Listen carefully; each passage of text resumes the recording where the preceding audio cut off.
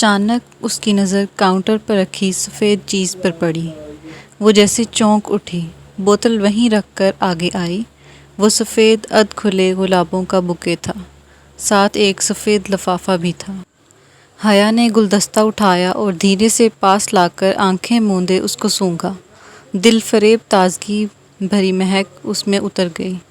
پھول بالکل تازہ تھے، جیسے ابھی توڑے ہوں۔ جانے کون یہاں رکھ گیا؟ اس نے بند لفافہ اٹھایا اور پلٹ کر دیکھا۔ اس کے پتے والی جگہ پر حیا سلیمان لکھا ہوا تھا۔ بھیجنے والے کا کوئی پتہ نہیں لکھا ہوا تھا، بس کورئر کی ٹکٹ لگی ہوئی تھی، اور ٹکٹ پر ایک روز قبل کی تاریخ لکھی ہوئی تھی۔ اس کو تو کبھی کسی نے یوں پھول نہیں بھیجے۔ یہ کیا معاملہ تھا؟ الجھتے ہوئے حیا نے لفافہ چاک کیا۔ اس میں ایک موٹا کاغذ تھا۔ اس نے 2 انگلیاں ڈال کر کاغذ باہر نکالا۔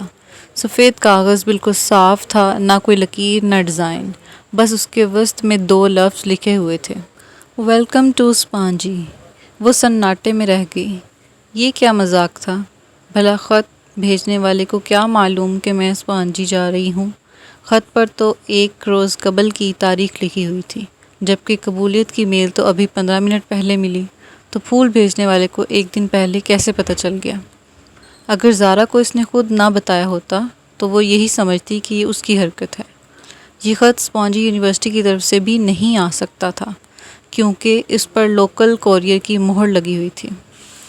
پھر کس نے بھیجا ہے یہ؟ وہ پانی کا گلاس وہیں سلیب پر رکھ کر بوکے اٹھا کر سوچتی ہوئی اپنے کمرے میں چلی گئی۔ اس نے لاک میں چابی گھمائی ہی تھی کہ گیٹ کے پار سے زارا آتی ہوئی دکھائی دی۔ وہ دروازہ کھول کر مسکراتی ہوئی سیدھی گئی۔ حیا، مجھے تو کوئی میل نہیں ملی۔ زارا نے ادھ کھلے گیٹ کو دھکیل کر اندر قدم رکھا۔ اس کے چہرے پر اداسی تھی۔ کوئی بات نہیں، 1-2 دن میں آ جائے گی، فکر مت کرو۔ ہم نے ایک ساتھ ہی اپلائی کیا تھا، مجھے آ گئی ہے تو تمہیں بھی آ جائے گی۔ مگر اسکالرشپ کوآرڈینیٹرز کے آفس کے باہر جو لسٹ تھی اس میں بھی میرا نام نہیں ہے۔ اور میرا؟ صرف تمہارا ہمارے ڈپارٹمنٹ میں سے اور انوائرمنٹل سائنسز کی ایک لڑکی خدیجہ کا ہے۔ مجھے لگتا ہے میرا سلیکشن ہی نہیں ہوا۔ اوہ، اسے واقعی افسوس ہوا تھا۔ اس کی زارا سے اب بات ہو رہی تھی۔ خیر، تم کہیں جا رہی تھی؟ زارا چہرے پر بشاشت لاتے ہوئے بولی۔ ہاں، مارکیٹ ارم کے ساتھ۔ کل دلاور بھائی کی مہندی کا فنکشن ہے نا، اور لہنگے کے ساتھ کی ہائی ہیلز گم ہو گئی ہیں۔ شاید کام والی اٹھا کر لے گئی ہیں، اب نئے جوتے خریدنے پڑیں گے۔ تم چلو گی ساتھ؟ اس نے گاڑی پر کوہنی ٹکاتے ہوئے کہا۔ وہ ہلکی آسمانی لمبی قمیض اور تنگ چوڑی دار پاجامے میں ملبوس تھی۔ قمیض کا دامن ٹخنوں سے ذرا اوپر تھا، ہم رنگ دوپٹہ گلے میں تھا اور بال کمر پر کھلے تھے۔ ہاں چلو جلدی نکلتے ہیں۔ زارا فوراً تیار ہو گئی اور فرنٹ سیٹ پر بیٹھ گئی۔ ارم کو بھی لینا ہے، حیا نے بیٹھ کر کہا۔ ویسے تمہارے سخت سے تایا ارم کو تمہارے ساتھ جانے کی اجازت دے دیتے ہیں؟ ارم ان دونوں سے جونیئر تھی اور اس کا ڈپارٹمنٹ بھی دوسرا تھا، سو زارا سے اس کی زیادہ ملاقات نہیں تھی۔ ان کی سختی صرف سکارف تک ہے، ایسے ویسے نہیں ہے وہ۔ وہ کار باہر گیٹ پر لے آئی۔ ارم کا گھر زارا کے ہمسائے میں تھا، دونوں گھروں کے درمیان کی دیوار میں آنے جانے کا راستہ تھا۔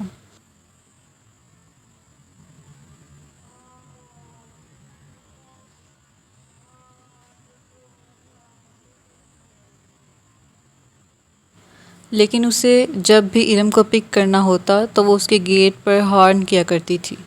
اب بھی زور سے ہارن دیا تو چند لمحوں میں ارم باہر آ گئی۔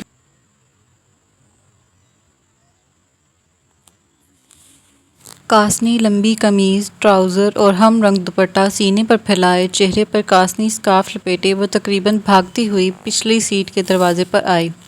ہیلو حیا، ہیلو زارا۔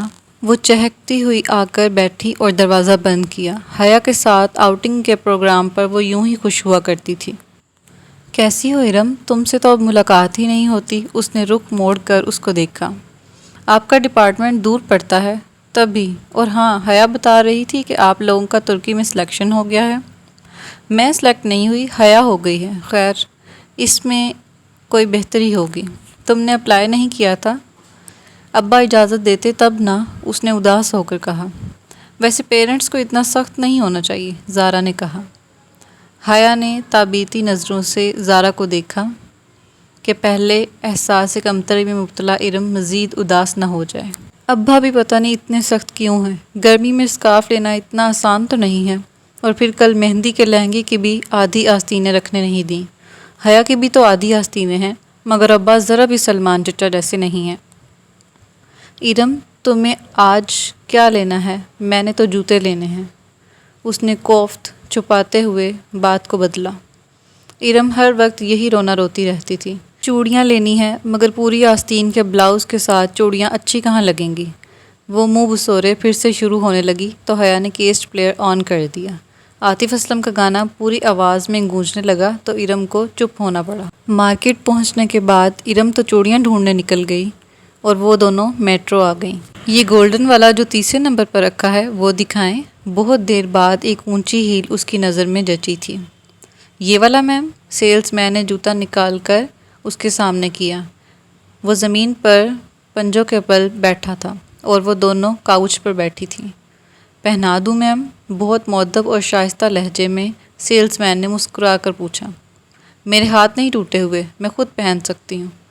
جی شور، یہ لیجیے۔ سیلز مین نے مسکراتے ہوئے جوتا اس کی طرف بڑھایا۔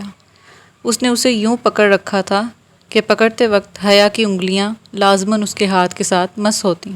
سامنے رکھ دو، میں اٹھا لوں گی۔ اس کے روکھے انداز پر سیلز مین نے گنگناتے ہوئے جوتا سامنے رکھ دیا۔ پھر بل کی ادائیگی کے بعد کاؤنٹر پر کھڑے لڑکے نے بقیہ رقم اس کی طرف بڑھائی تو حیا نے دیکھا کہ پیسوں کے اوپر 5 کا سکہ رکھا ہوا تھا اور لڑکے نے سکہ یوں پکڑ رکھا تھا جیسے سیلز مین نے جوتا۔ شکریہ۔ حیا نے نوٹوں کو کنارے سے پکڑ کر کھینچا تو سکہ لڑکے کے ہاتھ میں رہ گیا۔ میم، آپ کا سکہ؟ لڑکے نے فاتحانہ مسکراتے ہوئے کہا کہ اب تو لازمی پکڑے گی، اور یہ سامنے پڑے صدقے کے باکس میں ڈال دو۔ وہ بے نیازی سی شاپر تھامے پلٹی تو زارا نے بے اختیار کہکا لگایا۔ اس لڑکے کی شکل دیکھنے والی تھی حیا۔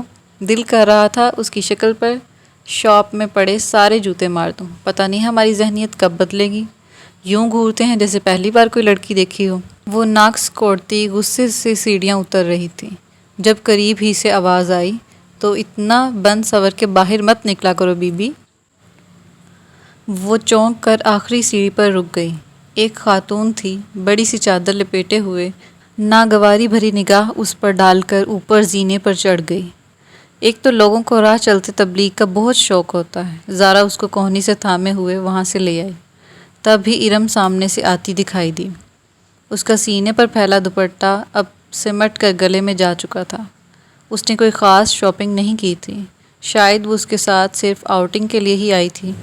میٹرو سے وہ اسکوپ چلی گئی تاکہ کچھ کھا پی لیں۔ رات کی دعوت تو تایا فرقان کی طرف تھی جو وہ بیٹے کی شادی کے لیے آئے ہوئے لوگوں کو دے رہے تھے۔